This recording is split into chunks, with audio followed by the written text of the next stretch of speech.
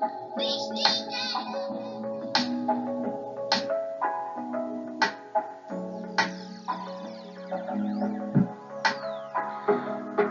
up, y'all? This is your girl, Nemia Carnice, with another edition of Is Nemia, High Heels and Lipstick Conversations, where we have topics for the mature woman, the grown-ass woman, the seasoned woman from every walk of life. We aim to uplift, empower, educate, and encourage the woman within, mind, body, and spirit. So let's get to it, y'all. It's High Heels and Lipstick Conversations with your girl, Nemia. Come on and tap in.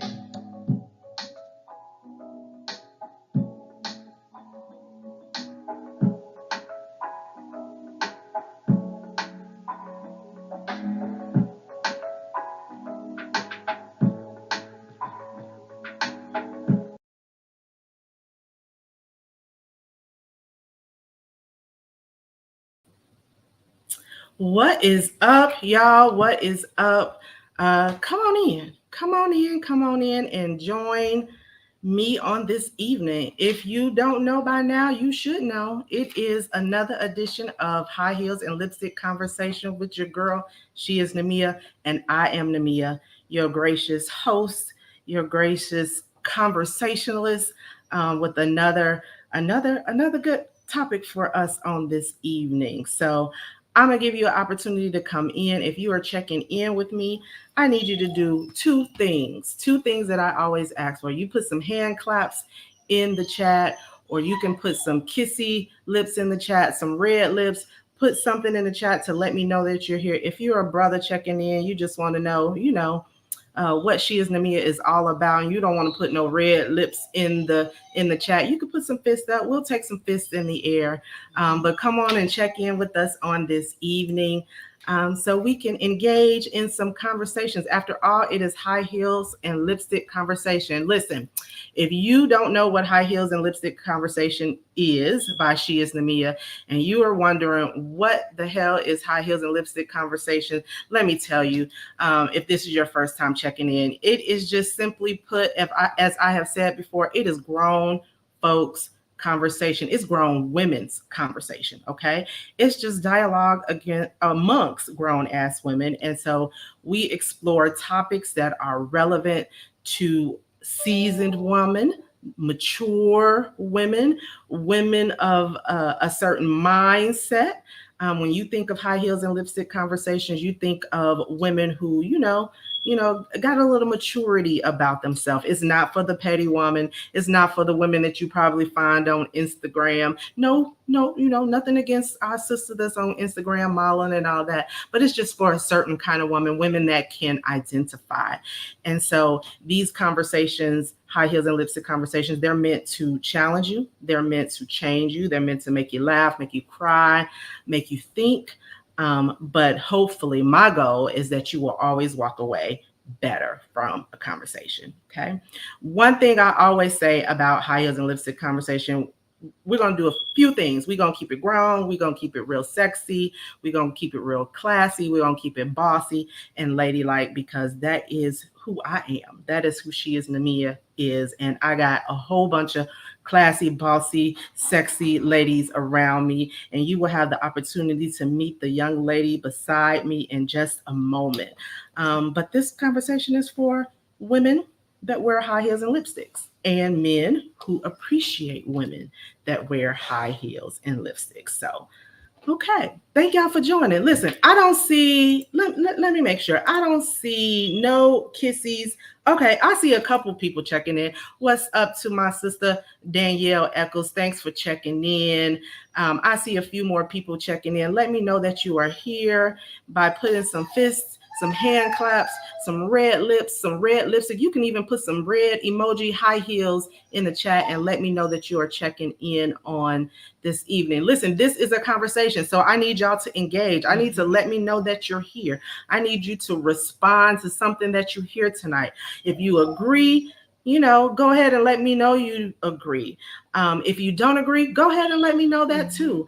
I am monitoring, I'm monitoring comments on my personal page because I'm going live there. I'm monitoring comments on my Is Nemia page. So as much as possible on this evening, I'm either going to showcase your comment that you put in the chat, or I'll read it if it's something that, kind of fits with the dialogue, and we need to explore that a little bit more. So hey, to my brother checking in, Antonio Toppin, what's up, DJ? What's up, cameraman? Thank you for checking in. What's up to my girl Jawanda, Mrs. Franklin? Thank you for checking in on this evening. What's up to our soror Deidre? Look at our soror Deidre. She said, hey, sorors. Hey, soror. Thank you for checking in. Another boss B. I'm gonna get her on High Heels and Lipstick real soon, real soon. But thank you all for checking in. We just appreciate you on this evening. And we got some stuff to say. So before we say what we got to say, I'm gonna just put a little disclaimer out there, because sometimes you have to do this, right? When you are going live, you are putting yourself out there in the public and on social media. Sometimes you gotta put disclaimers out here, and so this is the disclaimer that I want to put tonight: that thoughts and opinions expressed tonight are my own. They are Trayvon's own. My sister too next to me. We're not necessarily, well, she's representing the NCD, but I just want to say she is Nemia. She is Nemia, High Heels and Lipstick Conversation. We're not representing any entity, company, or organization whom I have previously been affiliated with, that I am currently affiliated with, or any organization, company, entity that I will be affiliated with in the future. So I just need y'all to know these are my thoughts. These are my opinion. I ain't representing nobody but myself. And that is Nemia Carnice on this evening. So thank y'all for checking in. I appreciate it. Okay, so let's get some dialogue started. So before we go into, a dialogue, again, I tell you every time I come before you that I am an observer of the world. Sometimes I post topics just to get insight to how people think and how they feel, things of that nature. So last week, I posted a topic from a brother. I don't know the brother personally. I shared one of his topics, and he's had a whole lot to say about Ciara, Miss Ciara. Okay, and I'm gonna show you. This is the picture that he had a whole lot to say about. This picture right here. Okay, number one, I don't know why people are so pressed. She dropping it low. She got her red bottom. She got a red wig on. Miss Ciara, she looks good. She's a mother, she's a wife, but people have a whole lot to say about Russell and Ciara. Russell and Ciara. And this, this post that I shared from another young man, he went viral with his, comments about Ciara, just saying that basically Ciara was for the streets. That no mother, no wife should be representing themselves in that way. She's a mother, she's a wife. And a lot of, there were some men that agreed with them that there's no way that they would want to see their wife represent their family in this way. But he went on to say in his post, and if y'all know the situation with Ciara and Russell, if you don't, you've been under a rock, or you don't pay attention to, celebrities and social media and stuff like that. And I get it. But Ciara is an artist, a musical artist. Is she on the level of some of the Beyoncés? Probably not. She was a young artist when she came out. She probably was like 17, 18 at the time that she came out. And she had a hiatus. At some point, she attached herself to Future. Y'all know Future got baby mamas from here to the West Coast and then back to the East Coast. He got a few baby mamas. He got about 7 kids and 8 baby mamas, to be exact.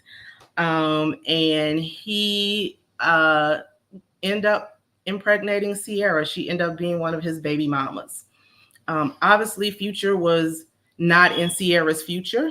And like a lot of women, when you see that something is not good for you, the man ain't treating you good, he ain't treating you right, you exit stage left. I ain't faulting Ciara for that. There's no fault in that. But then she meets Russell, and Russell, for a lot of men, a lot of what we hear about Russell, he's a football star, quarterback. He's doing his thing. He's a rich guy. He's obviously paid. But Ciara and Russell marry. And then all of a sudden, men just got indignant about Russell. And I'm not going to say all men, but some men they can't understand why Russell would have married a young girl like Ciara. Now, mind you, she was a single mother. She had a baby by Future. Russell married her, did her right. The whole story behind their love is that he didn't even attempt to have sex with her until they were married. So who knows? Ciara could have went through. Sometimes when you're in a bad relationship, and I'm sure Future was considered a bad or toxic relationship for her, but sometimes when you are in a toxic situation, listen, it sends you on a spiritual path, because you don't ever want to go back to that hurt again. Okay. You don't ever want to experience that. You don't ever want to be in a situation where you put yourself last, or where you don't recognize your worth. You don't ever want to go through that kind of hurt and pain again when it's toxic love. I done had some toxic shit. Okay. I don't ever want to go back to that. I vowed to never go back to that kind of relationship again, like I had in my early 20s. So obviously Ciara went through that. She meets Russell. He's a Prince Charming. He sweeps her off his feet. And at this point, Ciara and Russell are just, basking in the glow of marriage. When I see Ciara, this is just my thoughts and my opinions. You may disagree, you may not feel the same, but when I see Ciara, I see a young lady who has connected with a man that gives her the glow. He does something to her. I created a post maybe a week or so ago, and one of the things that I express is that when a woman is safe, when she enters into a relationship, she enters into a marriage where a woman is safe and a man makes her feel safe from a mental standpoint and an emotional standpoint, it just does something to us as women. Okay. Especially when you know the alternative, especially when you have been in a relationship that has been toxic. You've been played with, your mind been played with, your heart been played with, women been calling your house, women been knocking at your door, they've been texting you, they've been stalking you on Facebook and your social media, and he's still saying, nah, baby, it wasn't me. Okay. And you know in your heart and your mind. When you have been through that, and you connect yourself with the man who shows you an alternative. Now, this may not be the case for everybody, but when you have gone from that to a man like Russell, who shows you a totally different world, makes you feel safe, makes you feel emotionally secure, it turns you into a different woman. Something happens. She begins to glow. She has a little different look about her. Her sex appeal comes out a little more. Her maturity heightens. There's just so many things that we could go on and on and on and on and on and talk about that. So that's what I see when I see Ciara. Some men weren't having it. They were like, she a mother, she a wife, she for the streets. She didn't deserve Russell, or Russell's a simp, and why would he wife that? Mind you, we don't know too much about Ciara. We know a couple people that she was connected to. Bow Wow when she was a little girl, Future, and now Russell. So we have put this term on her because she, dressed like this. And mind you, she's an artist. She's an entertainer. That's what they do. They drop albums and they do stuff like this. They showcase themselves in such a way to create not necessarily controversy, but to create hype. And so from what I've heard, that this picture where she's dropping it low in the red bottoms with her ass hanging out, this was in the midst of a video performance, or she was doing a video shoot or something of that nature. So, That Ciara. And then they compared her to this woman, Beyonce. We all love Beyonce. So the comments that were made is that men see Beyonce in a different light. Okay. The comment was also made like, you ain't never seen B dressed like that. Yet here's B, and this is her new album, the cover of her new album coming up. She's also a mother and a wife. So people had a whole lot to say. Some men didn't agree with that. My thoughts on that is that, Ciara just has the glow. She's a mother. How we know Russell wasn't right there egging her on, hyping her up, saying, yeah, baby, drop it like this. How we know? We don't know anything about the insights into their marriage. We only know the perception that we have of Ciara and the perception that we have of Russell. I just think Ciara she's feeling emotionally safe. Russell makes her feel safe. And folks here's my thing, because the man that shared the post ain't nowhere near married. So first of all, how are you, a single man, trying to speak on another man's wife? And we can debate this all day, but often I just think that single people shouldn't necessarily be so quick to judge marriage or tell folks how to be a real man or a real woman. Spending all their energy telling, now you ain't bit more had experience with a real man or a real woman, but you quick to tell somebody else how to be a real man or a real woman. I'll just say this. When I was single, before I married my husband, I didn't spend a whole lot of time meddling in folks' marriages.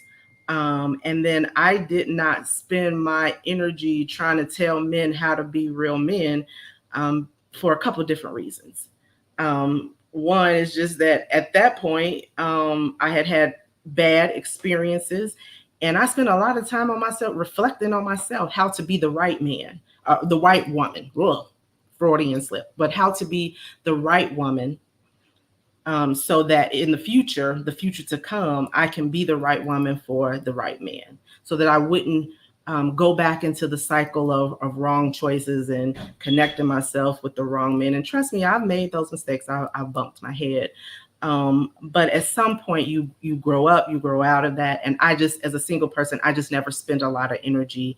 Now I would debate guys. I've been called a feminist because I'm strongly opinionated, but that's neither here nor there. But I didn't spend a whole lot of energy trying to tell a man how to be a man as a single, or how a man should be a husband, because that wasn't my experience at the time. Okay. So, that's just my thoughts. Y'all leave Russell and Ciara alone. Let her live. And from my perspective, this is Ciara. This is B. There's pretty much no difference.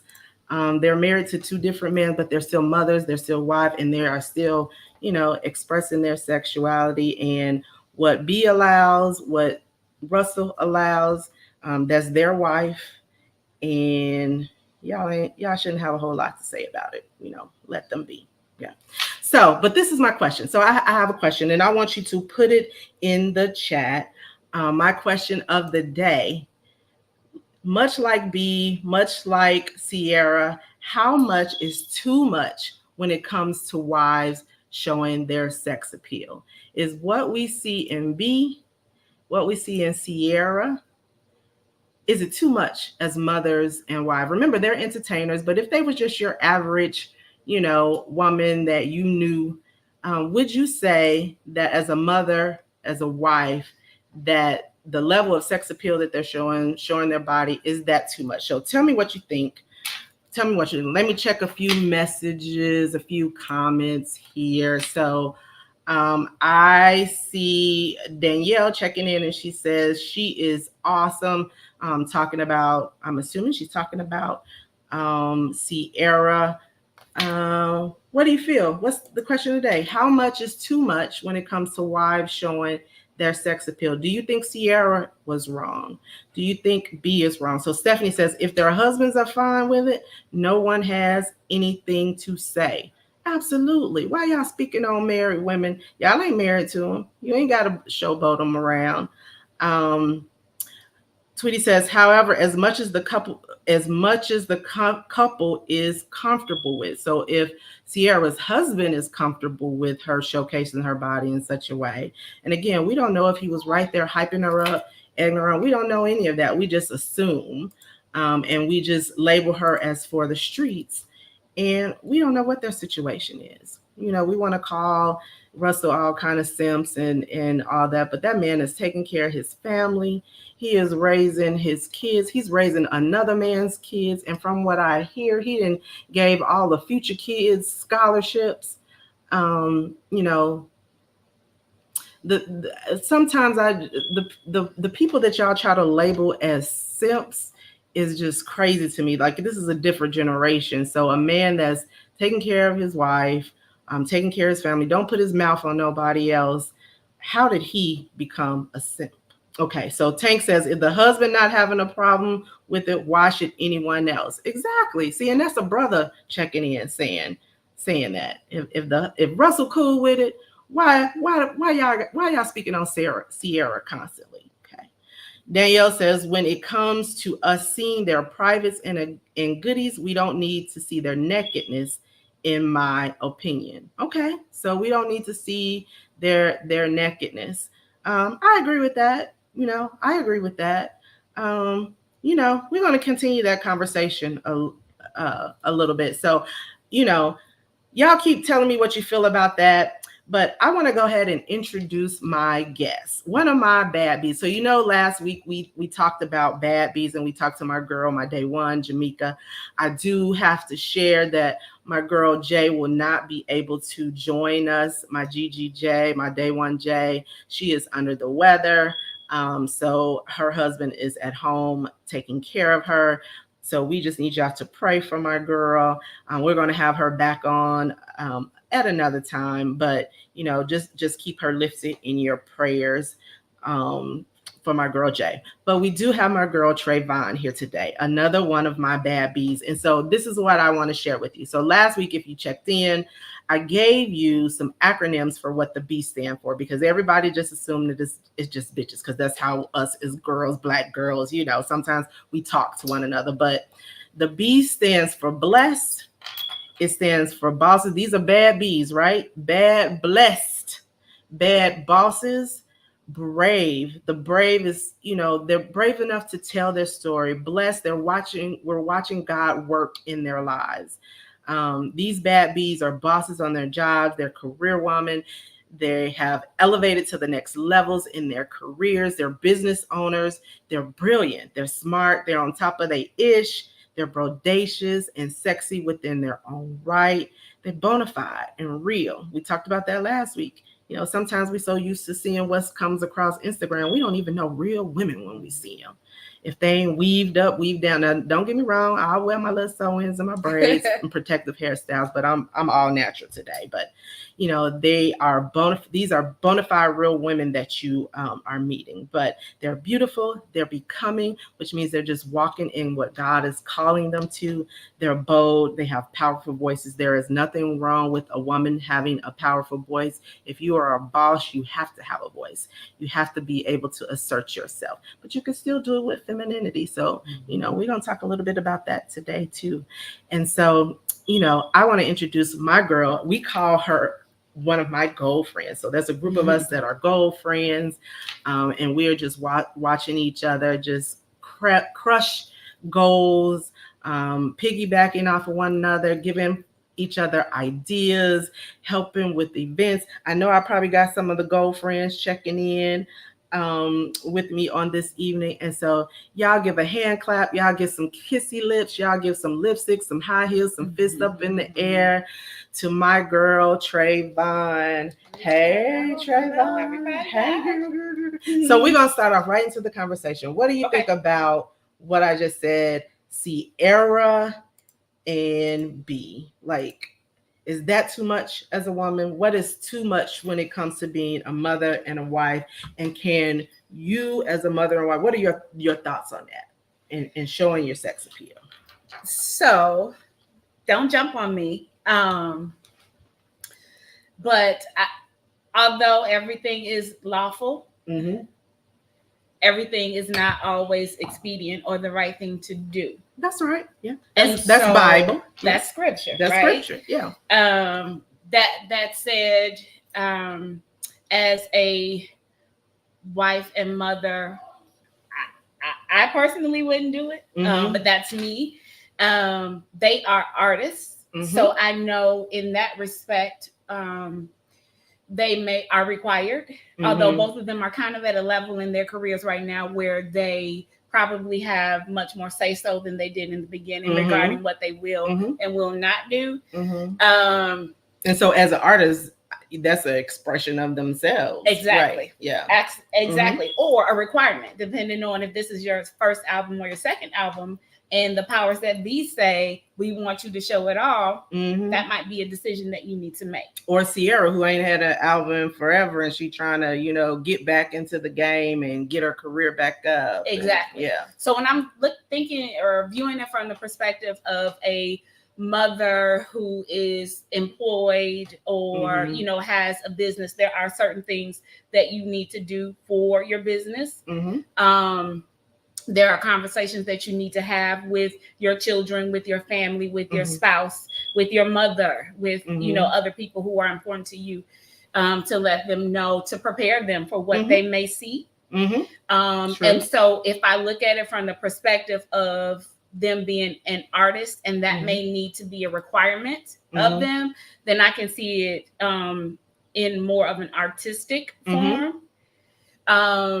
And so I won't sit here and say that I wouldn't be judgmental if she weren't an artist. Right. If that was my next door neighbor and like, and she was outside, pulling out her garbage, then I may have a different conversation. And so, jump on me if you need to be, but that's where I am now. No, that's your opinion. It's my opinion, to each their own, right? So I do think that that's a conversation she needs to have with her spouse, and that's something that they need to keep in their marriage.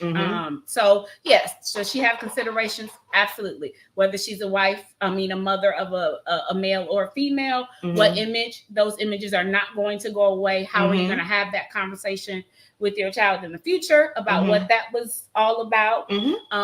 How do you then, when your daughter is 14 and she wants to do the same photo shoot, how do you have that conversation with her about appropriateness of that photo shoot? Yeah. So there's some things that you have to think about. Yeah, you definitely, because there is impact to our young people. We know that statistics will show that the images that young ladies see on social media, and social media is real bad. Like, these young ladies get on social media and it takes them down a rabbit hole to the point that they are, social media has a dark side where they're showing young ladies how to have an eating disorder. And so you really have to be careful because young minds are impressionable. Absolutely. Yeah.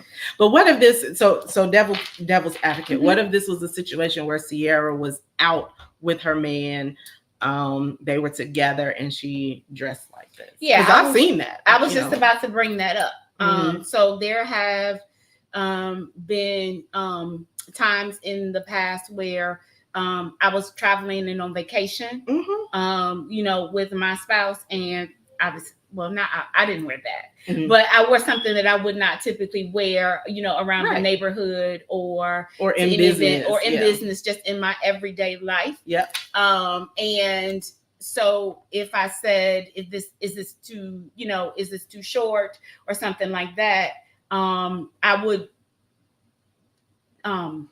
whatever his recommendation was, which is typically no, it's perfect. I would go with that recommendation. So I think a time and place. Because you're honoring your husband. Because I'm honoring him, and I would like for him to do that same for me. I would not want him to feel, uncomfortable with me. Would not want to ensue any conversation that he would have to have with somebody because of attention that I'm bringing to us unnecessarily in that piece. So all of those things I think that you need to take into consideration when we're talking about having a spouse, making sure, I personally feel like it is our responsibility to protect them. Yes. we have to That's protect a good one. them. You have, as wives, you have to protect your husband as well. So BZN Talk says, yes, Ciara is straight for the street, showing her hind parts, and something is seriously wrong with Russell. If you look at the picture he took with her at the ESPYs, he was not smiling. So I guess a picture where she was dressing sexy, he wasn't smiling. Ciara is straight for. See, that's the only part that the only part that I have issue with. I don't have issue with saying that we have to represent our husbands. We have to be conscious of our husbands. We have to protect our husbands. So, because I believe in that wholeheartedly.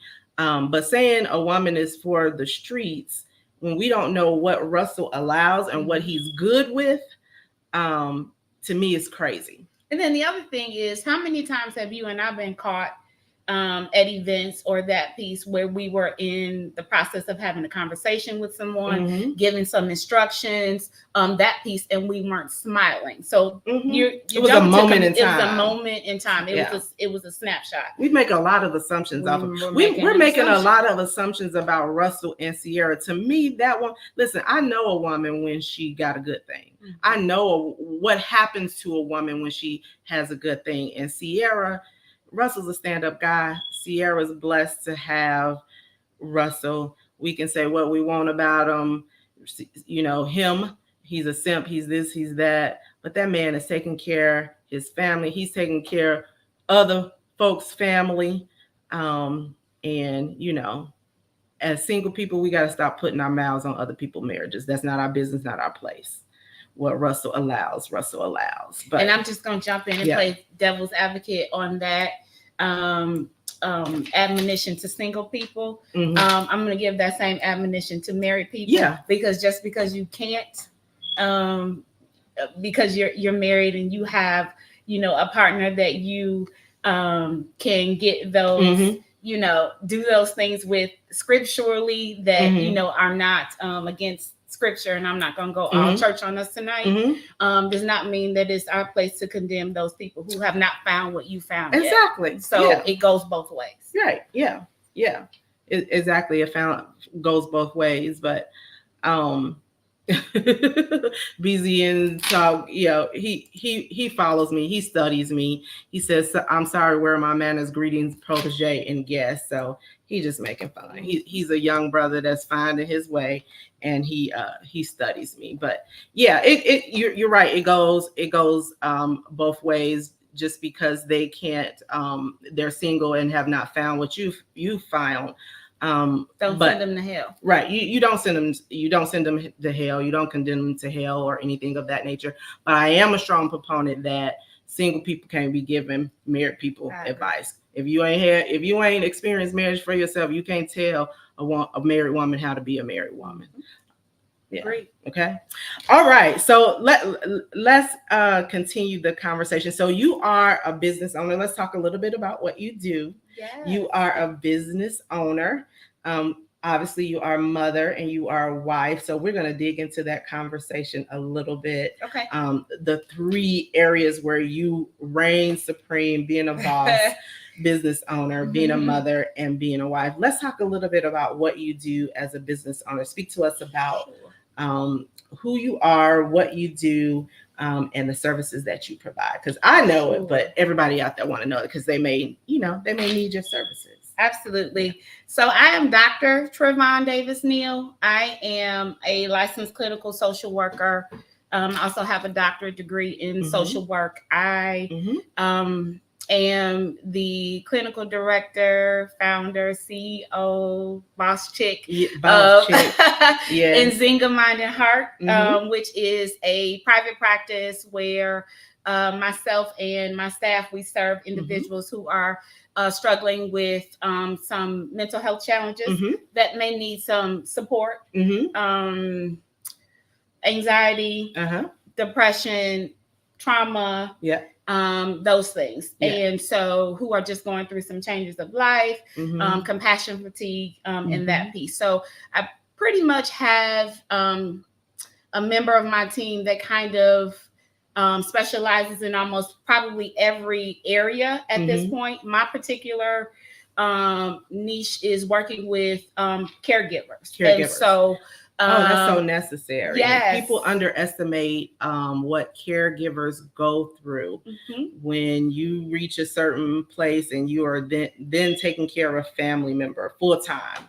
Yes. What feels like full time. Absolutely. Yeah. And so by caregivers, I mean those who are actually caregiving, maybe caregiving for a ill parent or child or spouse, but beyond that, many of my clients are doctors, medical doctors, nurses, attorneys, those people who for a living are providing services and care to other individuals where their needs have to come second, third, or fourth. So that your ministry, and I'm gonna call it a ministry because it is ministry.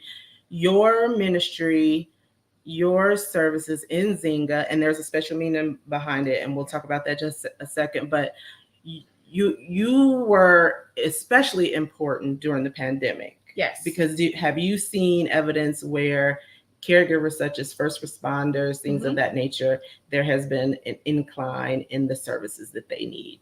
Yes. Such as yours. So during COVID, I was actually experiencing COVID just like everybody else in the world. At that particular time, I was still full-time employed for another agency at that point where we were supporting the homeless population, which is a whole nother conversation when we're talking about individuals who live in a communal living setting and being socially distanced. What does that look like when you have to share a bathroom and share a kitchen with individuals that you don't know, and we have to be socially distanced? Right. But now that COVID, and I don't want to say we're coming out of COVID because it is alive and well, but now when we're not at the crisis levels that we were before, doctors, nurses, CNAs, support staff in the hospital, ministers. And actually, I've recently been reached out,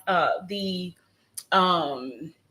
Association for Funeral Home Directors for the state of Indiana has recently reached out to me to help provide support for funeral directors, because in the moment they were doing what they knew how to do, what they have been trained to do, what they've gone to school to do, what their passion is, and they did not have an opportunity to just sit and be. Right. It was like right into emergency. It was emergency, right? And it was in the moment where we didn't know what COVID was.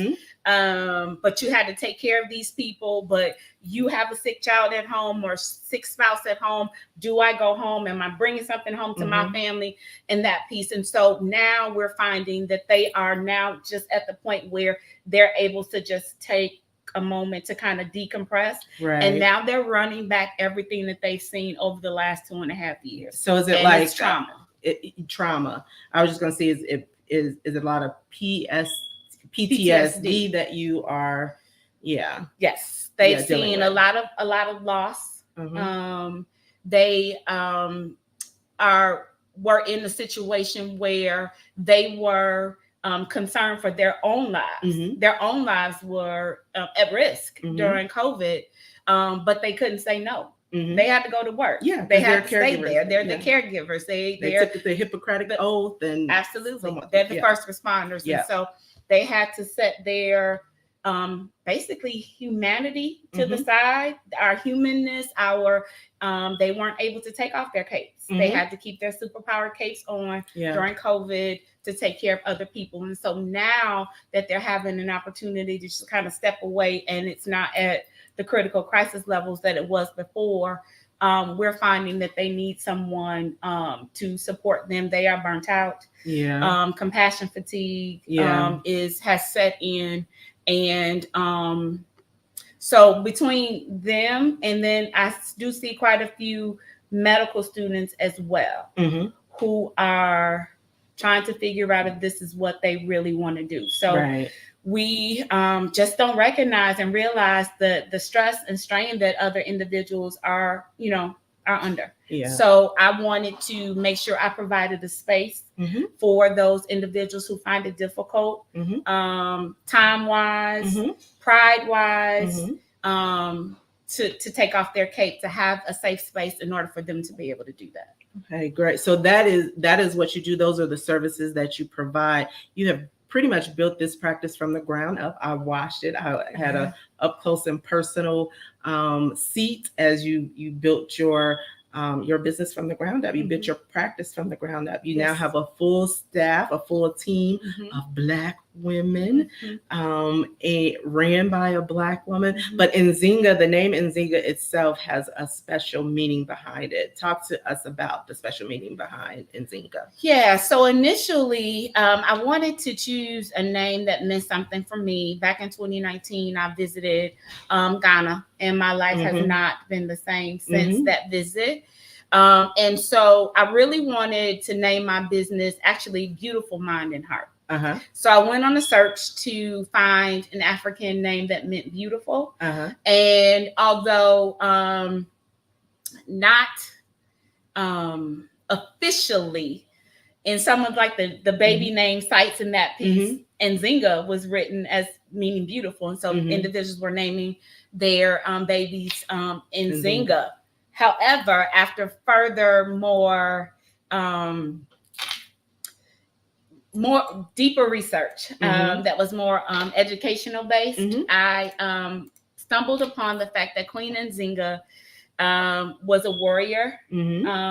She was a ruler. She was a queen among men and a force to be reckoned with. Listen, a queen. Okay. Listen, repeat that. She was a queen among men and a force to be reckoned with. Y'all go do your research. Go look up Nzinga. Go look up the Queen warrior. Nzinga, the warrior queen. And she was a force to be reckoned with. She was a conqueror. And so I want to make sure that individuals who are working with us, who we are helping to support, walk away knowing that they are conquerors. Okay. And so, and you know, Queen Nzinga, she exudes that. And, and so I adopted that as my name. So would you say you identify with Queen Nzinga? I do. On some levels? I do. Yeah. I do. On some levels, having to find a way and make a way where it seems like there was no way. Yeah. Absolutely. Yes. Yes. So that is your boss side. You're a business owner. You built your practice from the ground up.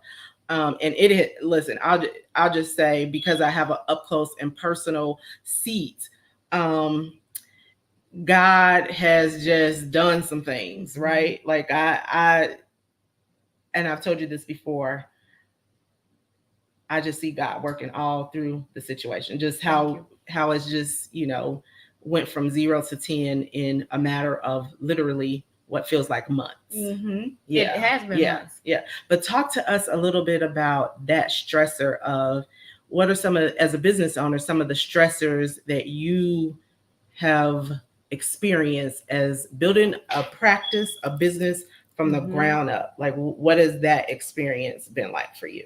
Yeah. Some days are better than others.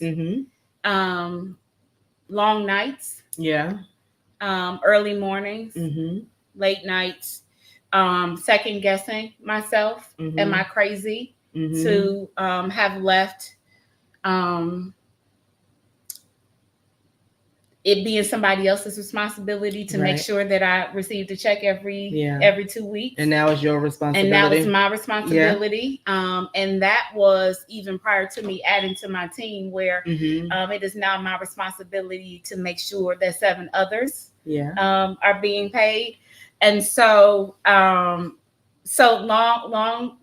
days and nights. Again, imposter syndrome. Oh yeah. Am I ready for this? Although I am a professor and I have been training clinicians for about 6 or 7 years now. Let's pause, because I want people to know what imposter syndrome. So that is a very important concept. Okay. Especially for Black women. Imposter syndrome is what a lot of us as Black women experience. And it could be as a business owner, it could be in the classroom, it could, you know, be in your practice on the job, your career, but often imposter syndrome, and it has several different layers. You often feel like you don't fit in the room with the others, or you don't have something to give like the others around you give. And then for you, it was more of a feeling, what am I doing? Is this the right move to make? Correct. I walked away from, if I can say, I walked away from a 6-figure job to start my own practice. It can sink, this is a sink or swim situation. Absolutely. Right. Absolutely. And then in the process, there were other things that were going on in my life. So making sure that the timing right. Yeah. Was I doing this for the right reasons? I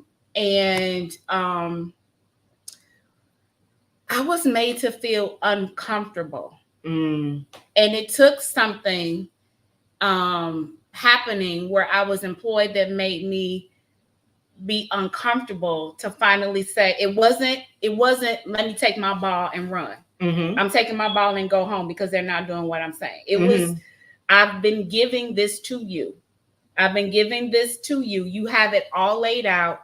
You have your LLC. You have all of this. You have the what whole foundation. Are you doing? Yeah. What are you doing? Why are you holding on to this? And so he had to shake me a little bit.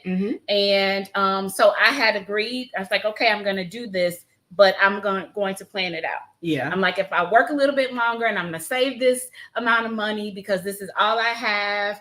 And I didn't want to bring on any hardship to my particular family, my household, with me going into this new venture and that piece. And I'm like, okay, 3 more months, I'm going to hold on to this job, but I'm going to start the business and that piece. And then something, my daughter has some medical issues and bringing my grandson into the world where I had to say tomorrow is my last day. Yes. Okay. So listen, this is where I say that being up close and personal, you see God working in and through the thing, because if your daughter had not experienced some issues, do you think God would have gotten your attention any other way? Would you still would have been hesitant? So I know that he would have gotten my attention one way or the other. I'm grateful that I was in a position that I was able to say, okay, tomorrow's my last day. And having built a reputation and rapport there to where they said, we understand, we get it. And if it was me, I'd make the same decision. Right. Let me help you pack your stuff. Yeah. That's kind of the way it was. Yeah. And so I just started packing my stuff and said, tomorrow's my last day. So yeah, he would have gotten my attention one way or the other. God looks out for babies and dummies. Babies and fools. I ain't gonna call you no dummy. Well, you're I'm somewhere in between the two. And so he was just like, I need you to make a move. And I've told you this, so it's time for you to make a move. It's time.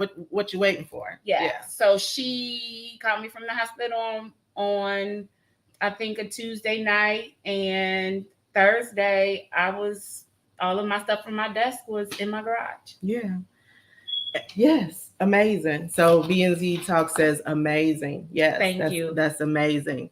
And she's another Pisces sister. So we had my girl Mickey on last week. It's just something about us Pisces women. We are Nzingas. We are queen among men. Absolutely. Warriors. Something to be reckoned with. Definitely conquerors. Okay. So you talked a little bit about your business. Talk to me how you balance the three, because again, you're a business owner. You just talked about your baby, and your baby had a baby. And you're a wife. You talked a little bit about your husband and representing your husband and protecting your husband. How do you balance the three? How do you float between the three? And be honest with it. Is it easy? Have you had challenges? How are you navigating that at this point in your life? Because your husband needs his attention. He needs his support. Your babies, and they're grown, but they're still your babies. They need you as a mother. And the people on your job and the services that you provide and the team that you have, they need you. How do you navigate the three worlds? Yeah, it's a fine dance. Several calendars, goal friends to remind me to take a minute. but I don't always do well. I'm just gonna be honest. Yeah, and we keep it real. So yeah. I went from 0 to 100 real quick. And so it took wake up calls, different times, different levels, from different places, to help me to realize that, okay, wait a minute. And what makes it even more difficult is because I supervise clinicians and I train clinicians as a professor and as a supervisor. I know what to do because that's part of my supervision to them is to make sure it's part of your training. It's part of your education. Part of my education. It's part of what I speak on. It's the individuals who I work with in my practice. So I know what to do, but I don't always do it. Yeah. And so I'm successful when I communicate. When I'm communicative with my needs. But also when I pause a moment and realize that other people have needs too, and it's not just me. Yeah. And that's an important aspect, not only as a mother, also a wife, because we talked about last week in our conversation with Mickey that you, even though you're a boss, even though you're a business owner, do you find that you have to cut that off when it comes to your husband? Like there's a time when you're a business owner, but then there's a time where you just have to be Trayvon and you have to be your husband, Mrs.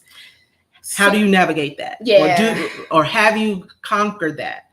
I won't say I've conquered it. I will say, shout out to an amazing father. Shout out, Mr. Mr. Davis, my Mr. dad Davis. Right now. Mr. Davis, my dad, because he. Oh, your dad. My dad. Not Mr. Yeah, not Mr. Not okay. That's Mr. Neal. Okay. But Mr. Davis. Shout out to Mr. Davis. Yes. Though. Right now we're shouting out Mr. Davis. Yes. He had brought that to my attention before and just kind of quietly said, you need to leave your work at work. Yeah. And so and my father is a quiet storm. So when he says something like that, he's seen something attention. And he's observed something. Yeah. So he had to bring that to my attention. I would say by the time I got into navigating the business part of it, though, I had learned some valuable lessons because leading up to this, like this thought and this vision and this idea about business,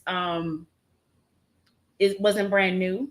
Prior to that, I was working on my doctoral degree. Yeah. So if anybody has navigated that journey, it is a beast in and of itself. Yes, Lord. It is a it can be a family breaker. It can be a deal breaker. It takes all your energy, all your time. Plus some. Yeah. It is your new family. It's your new baby. It's hazing like no other. I'll just say that. And so so that is a whole beast in and of itself. So I will say by the time I got to the business part of it, and setting up the business, I kind of knew how to communicate those things that I needed. The other thing is prayer, having other people pray for you. But I protect my energy with everything that I have. And everybody around you. Everybody is included in that. Everybody gets an energy check. Everybody can get it. Yeah. So having that conversation with individuals about not guilting me into, oh, but you didn't come to this, you didn't come to that, you never come, in that piece. So having a conversation with people up front that, this is not going to last forever, but for now I am trying to do this. So this is what I need to do. Protecting my energy with social media. Yeah.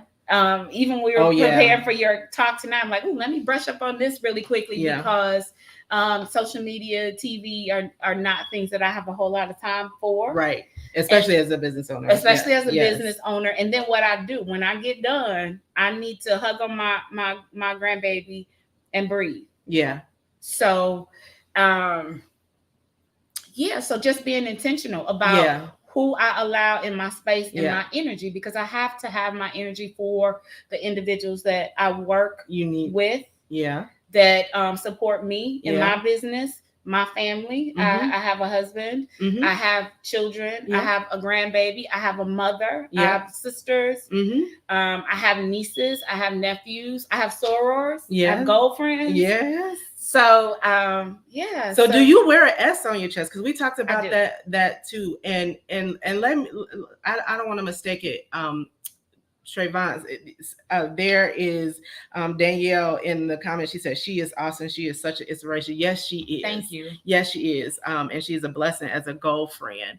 But sometimes I do, and I know you would agree because you are a clinical therapist, that sometimes wearing the S on your chest could be to the detriment of us as women. Absolutely. Yeah. Absolutely. And sometimes we got to take it off. We have to take it off. Yeah. Not sometimes. You have to take it off every day. Yeah.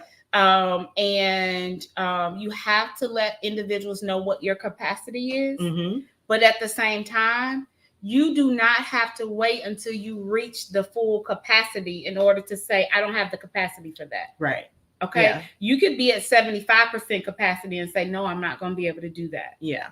Yeah. Let me refer you to somebody else. Or did you consider so-and-so? Or have you considered this? Okay. So you do not have to wait until you're at 100% capacity before you say no. So healthy boundaries. Boundaries. Setting healthy boundaries for everybody. That includes family, spouse, children, colleagues, clients, girlfriends, healthy boundaries. And so, but you want to be communicative, because if you are not, it would be mistaken. And sometimes people will internalize that and think it's them and not you. Yeah. So you have to make sure you're communicating that. Yeah.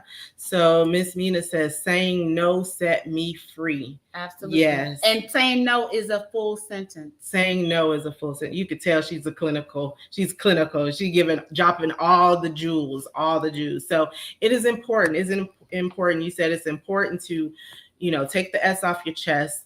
It's important to know and be intentional. I like what you said, being intentional. So not only should we be intentional, because of course your business is your livelihood. That's how you too, in addition to your husband, in the partnership that you have, in the marriage that you have, support your family. It's not just you living out your dream. Right. It's how you support your family. It's how you support your babies. Yes. They grown, but that's how you support your grandbabies. Absolutely. Right. But you definitely have to know when to take that S off, and you have to be intentional with every area of your life. Every area is intentional. Every area. So we talked about last week, and I made the comment, initially, my husband would say, you're not HR when you hear. And, for me, I just initially like, well, that's just kind of my personality. I'm into organizing. I stay organized. I like a clean house. I'm in a lot of ways, a busybody, but he's also teaching me that, maybe you do have, you step into the home and you're a little too HRs, and I don't need the HR side of you tonight. I just need Nikki. I just need my wife. I just need you to, lay in the bed and we watch sports together, and you have to be intentional about those moments. We're intentional about being bosses and being experts in our field and being bosses on our job. We also have to be intentional with our husbands. That is correct. Yeah. Fortunately, my husband's favorite pastime is traveling. So he is, and y'all always is an amazing traveler. Yeah. And so he is very intentional about time away. Yeah. And trying to make it somewhere where I will not have access to internet. He's good. He's good at that piece. So yeah, he understands. And again, it was after me realizing that I had to open up my mouth and not force him to have to guess and have to figure it out, but open up my mouth and communicate what it is that I needed, the space that I needed in order to be creative, to do the things that I want. But also at the same time, that balance includes being intentional when we are away. So when we're in, Cancun or, right. Turning off the phone, something or whatever, just being able to do that. And if you need to turn on your phone, right?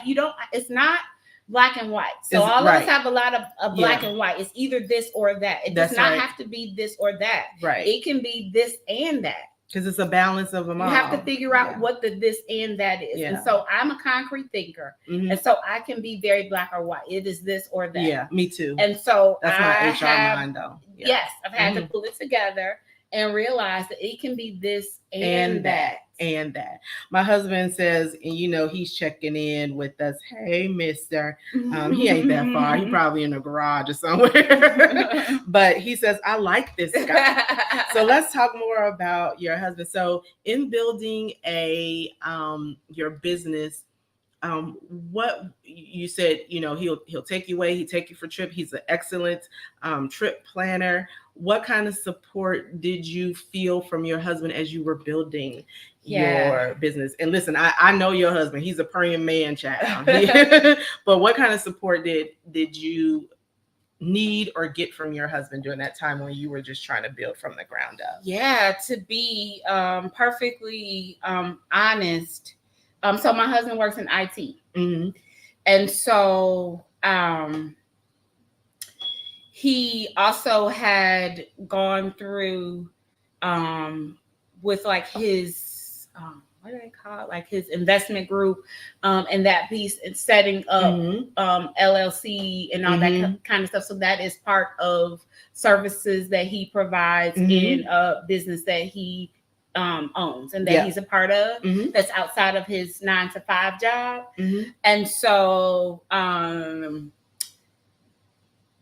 not having to do my own articles of incorporation, knowing how to set up the LLC, how to get a DUNS number, how to apply for credit in the business name and not my personal name. And then how to bring what was here to the internet. For my website. In that space was not only did it save me thousands and thousands of dollars, because it costs a lot to build a building. Thousands of dollars. It also was so helpful for me because that's not my ministry, and I know my seat on the bus. And so and I'm not ashamed of my seat on the bus. And so having access to, just his ability to be able to do that, to support me in that way was huge for me because, I needed some social media presence outside of pictures of my grandbaby. And your selfies, your cute selfies. And my selfies, right? I put on my Ruby Woo from my soror today. I'm a lip gloss girl. Every soror has to have a tube of Ruby Woo, child. Every soror. If you ain't got no Ruby Woo, if you a soror ain't got no Ruby Woo, we gonna have some conversation. So that part, and then financially. Financially not making me feel less than. Absolutely. Because I stepped away from a large income, but offering financial support. You kind of have those bills that belong to you. Those credit cards that belong to you. And that piece, but offering, that support, offering, hey, this is available to you and your business only. And so that was very helpful to me because in my mind, I'm going like, I don't want this business to be a burden to anybody in my family and my household. And so I'm so grateful, been able to do it without having to take out any loans, don't owe anybody. That's right. Not in the red. Not in the red at this point, and just being grateful. So I'm so grateful at this time. That's awesome. Listen, a husband that does all that, supports your dreams, supports your business endeavors, and allows you to walk away and doesn't skirmish, doesn't doesn't flake. And I know how proud your husband is of you, because I've seen it in the flesh. But that's a blessing, that's definitely a blessing. So launch party. Yes. So listen, when I say he prayed us into this business, we all felt like it was our business that was launching, but he prayed us into that business, and he expressed just how proud he was of his wife and how supportive he was of his wife. So you haven't always been a business owner. You haven't always been a boss, though. So you spent a number of years where you a stay-home mom. How did that challenge, or did it challenge your husband, going from being a stay-home mom for a number of years for your kids when they were younger, and then all of a sudden you are now doctor, and then you're a business owner? Was that a challenge for you guys as a couple on any level? On every level. Yeah. Because he is more traditional. Yeah. And he prides himself in being a good provider and providing for his family. Do. Yeah.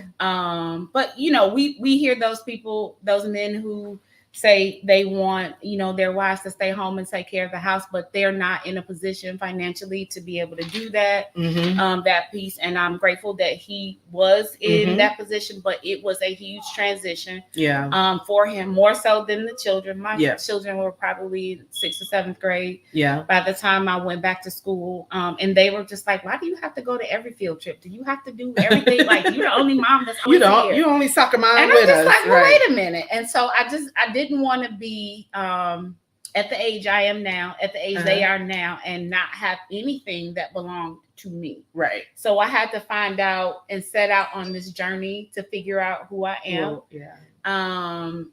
Who is Trevon? She is Nemia. Yeah, she is Trevon. I am Dr. Trevon. Dr. Trevon. Yes. Put some respect on her name. I got at least another 6 months with the whole Dr. Trevon thing. Yeah. But just figuring out, who I am. I'm so grateful for just having the ability to be able to figure out who that was, but who I am. It wasn't easy. Right. Shout out to Delta Sigma Theta, because they were so very instrumental in helping me figure out who I am.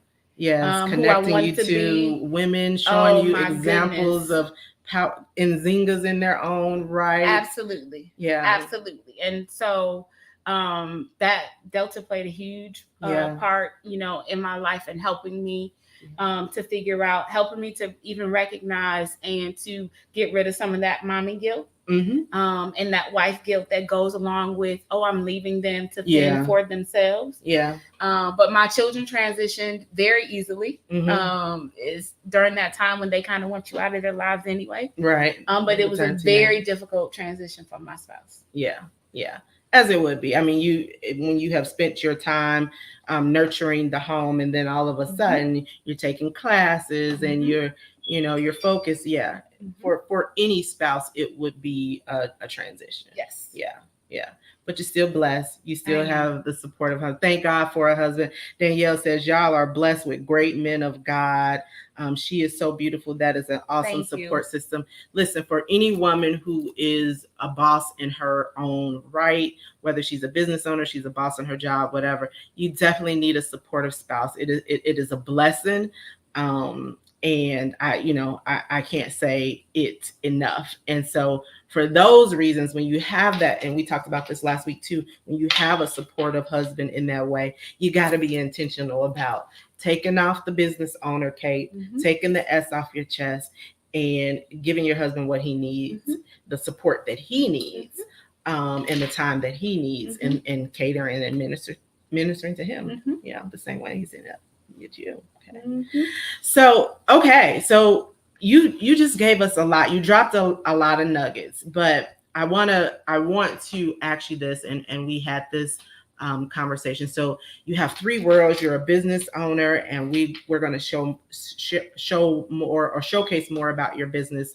We'll share your website and things of that nature. If anyone needs services that Dr. Trayvon is offering, or if you know someone who needs the services that she offers, we're going to show you how to get in touch with her pretty soon. But what advice would you give? And this is kind of how we'll, trail out in our conversation, but what advice would you give to other women who are striving to strike a balance in the three worlds? And I want to start with business owners. So what would you say to a young woman who wants to start a business? It's a lot, it's overwhelming.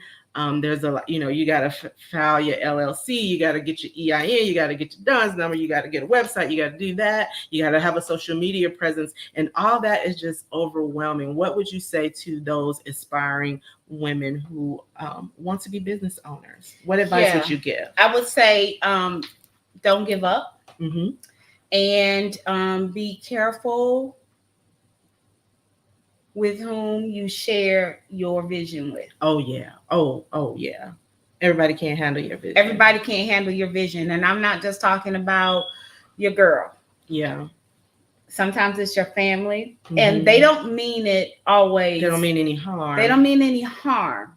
However, when they don't understand, it's very difficult for individuals to be supportive. Yeah. It's not their vision. God didn't give them the eyes for it. It's not their vision. Yeah. And especially for parents who were raised during, our parents' generation, where when you had a good job, you stayed at that good job for the rest of 40 years. For 40 and that was it. You collect your pension and then you retire. And you're great. You're great, right? Yeah. And then you go to Mississippi or Tennessee or something. Yeah. But we're different. Yeah, it's a different generation. It's a different generation. And so I would say be careful for sure who you share your vision with, and then seek wise counsel. Yeah. Seek the right people. Wise. Yeah. Counsel. Yeah. Wise counsel. That's good. Yeah. Okay. So that's the advice you would give to a young woman. What would you give to a woman who who wants to be a wife, who desires to be a wife, and what advice would you give to her? Yeah. And you've been married for how long? You and your husband have been married a long time. November will be 23 years. 23 years, y'all. 23 years. So she got some stuff to say. See, these are the type of women that because again, I'm a newer wife.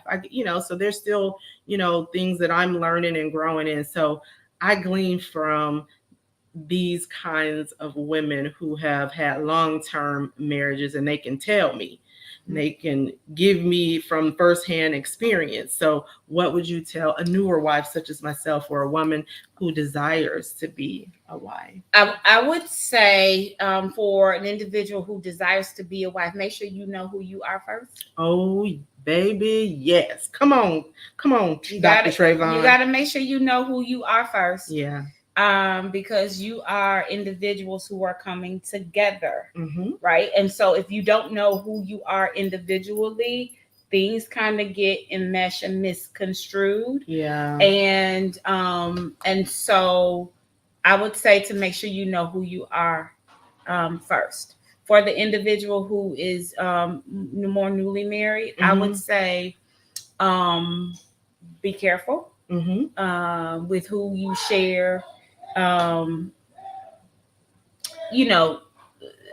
Any details about your marriage too. Yes. Even those people who have been married a long time. Yeah, you got to keep folks out your marriage. You got to keep people out of your marriage. Protect your marriage. Yes, protect your husband. Protect your husband. Your husband needs to protect you. Yeah.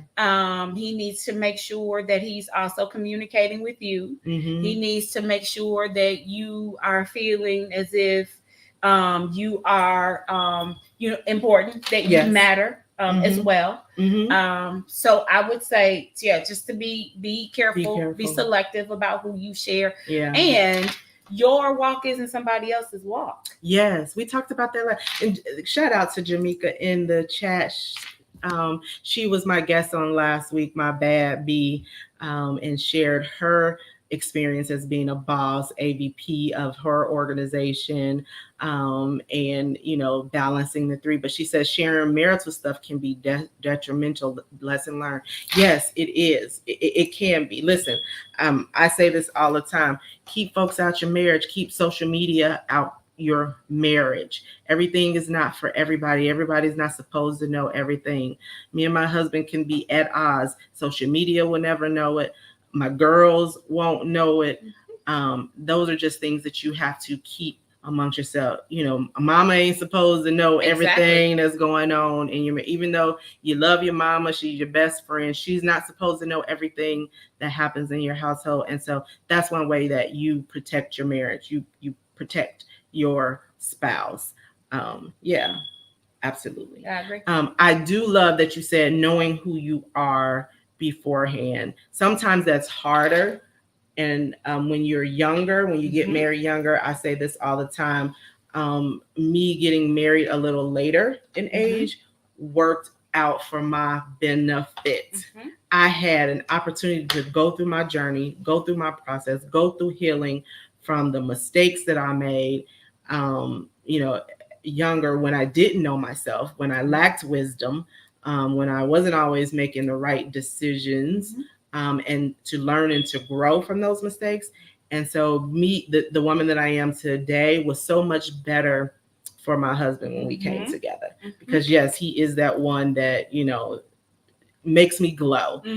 He makes me feel sexy and all that. And sometimes that happens in marriage, but it is important for you to know who you are. You have to know who you are first, because it is not your mate's responsibility to make you happy. It's your responsibility. And so putting that burden on them to be responsible, the end all be all to you, is unfair to them. And so you want to make sure you know who you are first. Amen. All right.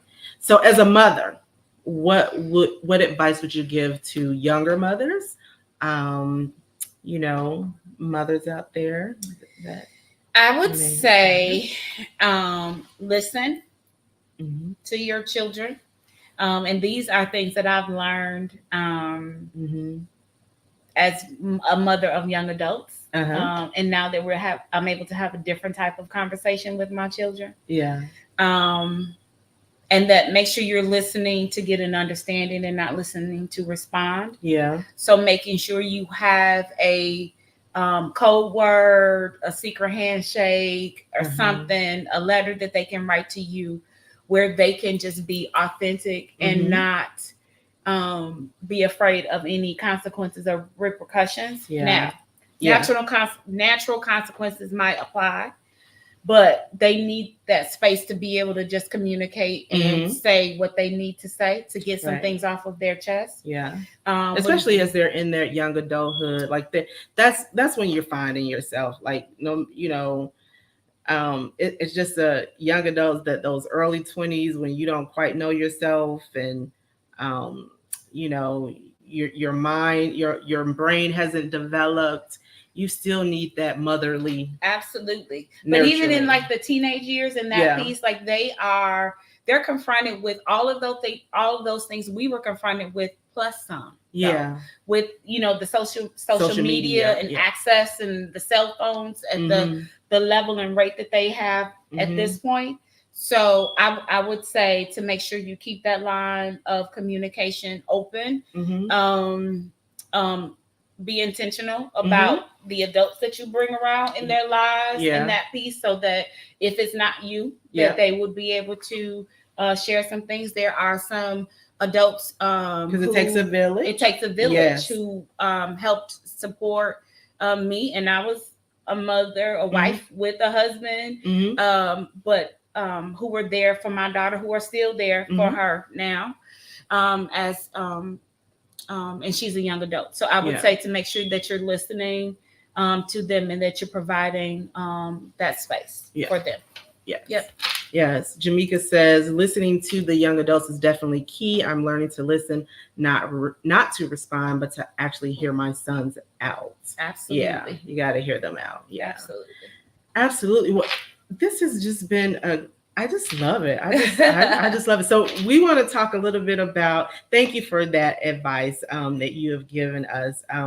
You know, Danielle says this is a whole treasure.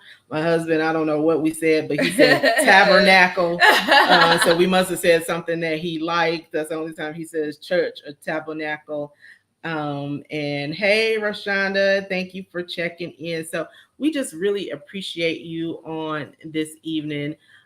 We want to turn our attention to a little bit about your business. So if you don't mind, and I'm just going to show that real quickly. They can still hear you even though they see that on the screen. But tell us a little bit more about how we can find you and your services in Nzinga. Sure, you can Google Nzinga Mind and Heart, A&D Heart, and not the ampersand. So we are on so all social media platforms, but don't go to the social media platforms. Go to the website. Because that's not my ministry. Yeah. Go to the website. Yeah. There you are able to reach out to us. Our phone number is 1-866-220-0238. Let's drop that in the chat. So again,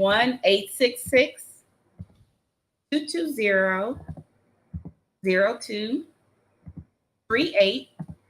And you can also find us at nzingamindandheart.com. There you will be able to see some of the clinicians on our team. I am still in the process of updating the website. So that's another thing, having a spouse that did your website for you. He also showed me how to update my own website. So I have to, girl, you good. That girl good, right. Have to drop some new pictures, but you'll see a few members of our team. You will read a little bit more about me and my background, and then the services that we offer and who we support. All right. So that is Nzinga. Tell us what Nzinga means again, because I love that and I don't want to mess it up. Absolutely. So Queen Nzinga was actually an African queen. Yes. And she did some things. She did some things. She was at a meeting allegedly with some other kings, and they would not allow her to sit down because she was a female. So she had a couple of her men make her a stool, and they bent down, and so she sat down and crossed her legs and finished her meeting with the other king she was meeting with.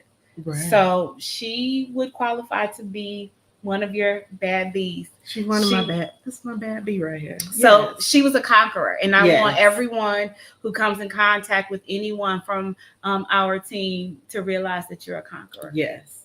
Amen. Amen. Thank you. You're welcome. Trayvon. Dr. Trayvon is her name. Please look her up. Nzinga Mind and Heart. If you know someone that needs her services, they would benefit from her services. There you have it. That's the website. You can also call in for her services. 1-866-220-0238 is where you can find her. She is doing awesome things in Nzinga, Mind and Heart. So thank you. You're welcome. Thank you for having me. Girlfriend, Dr. Trayvon. I appreciate you. Yeah. Listen, I got some bad bees around me. Okay. Let me take it back to how I said it last week. I got some bad bitches around me, right? But we know the B not only stands for that. That's just, how we talk at times amongst just us ladies, but really bless women, women of God, women that God is the center of their lives. And they are doing their thing, building businesses, and balancing it all. And so if you did not walk away with anything between this week and last week, and I think I asked this question of Mickey on last week, do you think you can have it all? Can you blend the three worlds? Can you be a boss, a business owner, and still have that supportive husband and supportive children? Because a lot of sometimes women have lost that hope, or they don't think that they can, have those three. But you are another example. You can have it all. Of a woman that can have it all. So we can have it all, lady. It's possible. It's possible. You just got to trust and believe. You got to keep God at the center. And just keep moving forward. Work hard. Yes. Be intentional. We had a lot of nuggets. Know who you are. Be self-aware. Operate in wisdom. I think one of the biggest things that I have just learned is just operating with the spirit of wisdom. And wisdom does not come with age. Wisdom comes with God. Okay, and make it right choices. So thank you. You're welcome. Thank you for having me. I appreciate you. So listen, thank y'all for checking in on this evening. I appreciate you guys being a part of this conversation. You do not have to stop the conversation here. If there was something that was said, something that pierced your heart, please continue the conversation in the chat. Also share and like She Is Nemia. Share this conversation to your own page. If something was said, you think it would be, beneficial to some young lady out there, we want you to share so that others can, get these nuggets that we've dropped in the last couple weeks. So that's what we have for July. Listen, next month, because it all threads together. So the way that my mind works, because this is my HR mind, the way that my mind works, I always have to have things thread together. There always has to be a story. There always has to be links. And so one of the things that we have mentioned is, and one thing that Dr. Trayvon does in her practice is helping individuals to come to a place of healing.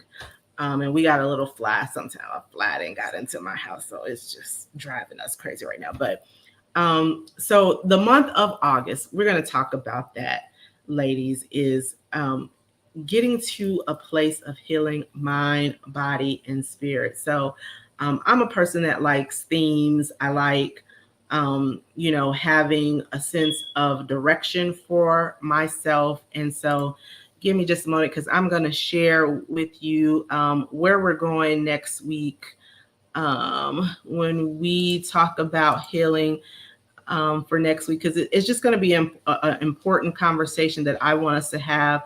And one of the things that Trayvon mentioned was about the trauma. Sometimes we take on traumas in our lives. And so I'm not an expert in that, but I want to bring some people to you who can talk about that from an expert standpoint. Oh, I cannot find where I just did with that. Anyway, I'll just mention it here. But so next month, the month of August, we're going to talk about Girl Let It Go, healing for the mind, body, and spirit.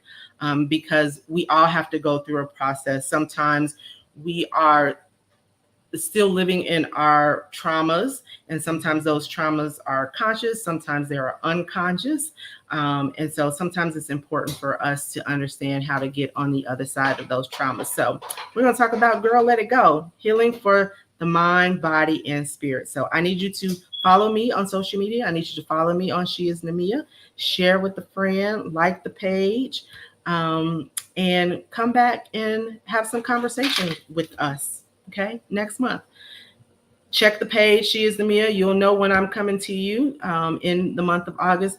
Also, remember, we are coming back to you next week on Her Voice Podcast. So I need you to also look me up on Her Voice Podcast with my co-host, Missy, when we have some thoughts and opinions about Roe v. versus Wade. And so we're going to talk a little bit about that. We took a little bit of a hiatus with Her Voice, but we're coming back to you. She Is Nemia is not going anywhere. So we want you to stay plugged in, want you to stay in tune, but you can also check out Her Voice Podcast on several platforms. We're on Spotify, we're on Apple Podcasts, we're in a couple of different places, but you can look us up because we got some stuff to say. Her Voice Podcast. So look us up. I would be remiss if I did. So my girl Jay could not join us on this evening. Another one of my bad B's, but I want to take the opportunity to showcase her services. It's called Greater Opportunity Financial Services.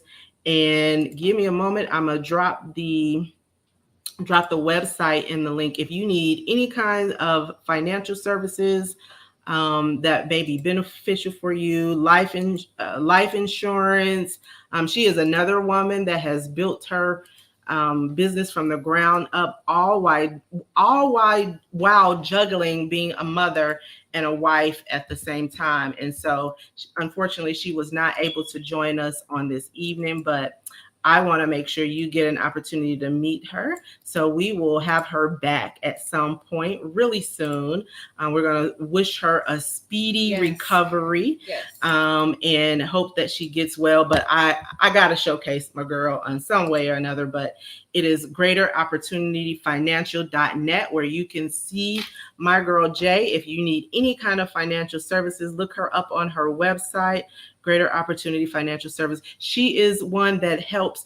When Trayvon mentioned about getting the LLC and your EIN and your DUNS number and all those things that are important for setting a foundation when you are looking to become a business owner, she is one woman who has done that, and she teaches other individuals how to do that. Trayvon just talked about it saved her thousands of dollars to be able to start her business. Somebody she would have had to pay, her husband was able to help her to do that.